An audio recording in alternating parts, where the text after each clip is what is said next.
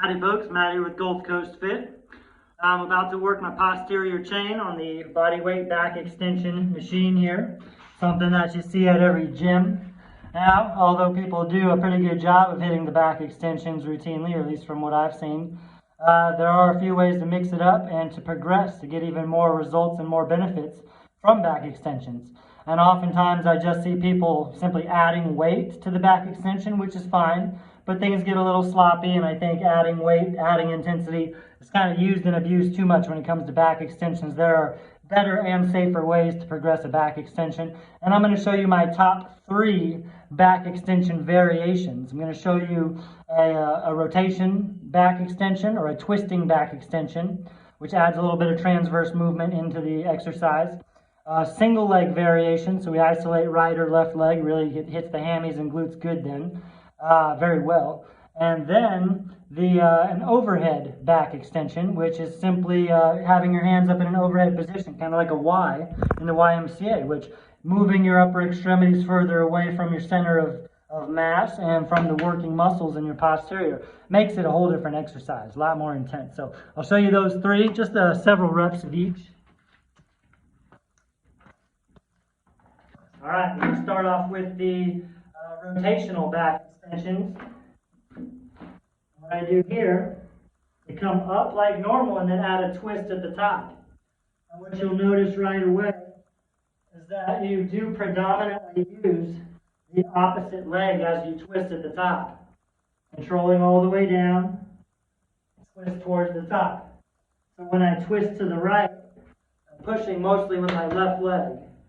When I twist to the left, I'm using mostly my right leg. So it's a little bit of an alternating exercise, both with the trunk and with the lower extremities, with the hammies. I like doing the twist because it adds a little bit of external obliques and a lot more QL, quadratus lumborum, from right side to left side. Works the lower back a lot more to help even out the oblique development we usually get. So, next variation I'm going to show you is a single leg back extension, which is the hardest of the 3. Just keep one leg down. You've got one leg up. Just keep this leg out to the side. So I'm only anchored with my left leg. You want to keep your body square. Hips against the pad. Shoulders aren't twisting. Just give me 5 reps on each side. You might not come up as high as you normally would on a back extension, since you're only using one leg, switch legs. Now I'm only anchored with the right leg. And what this really does is a great job of emphasizing your hamstrings from right to left side. It's harder to stay squared up and even than you would think. One more rep. All right. Now I'm going to move on to actually the easiest variation, easiest to implement.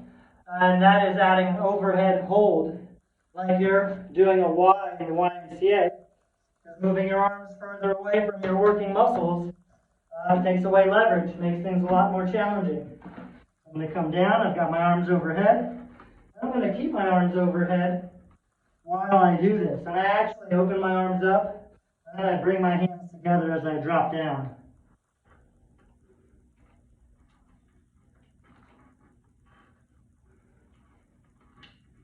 I like putting all of these variations together. There's 5 for one big extended set. So I actually got 20 reps there because I did the twisting. Then I got right side and left side when I do the single leg. And then I've got the overhead, the Ys. So give those 3 back extension variations a go to really up your game as far as activating, recruiting the posterior chain, building power. Great for injury prevention. Can't have too strong of a lower back, you know.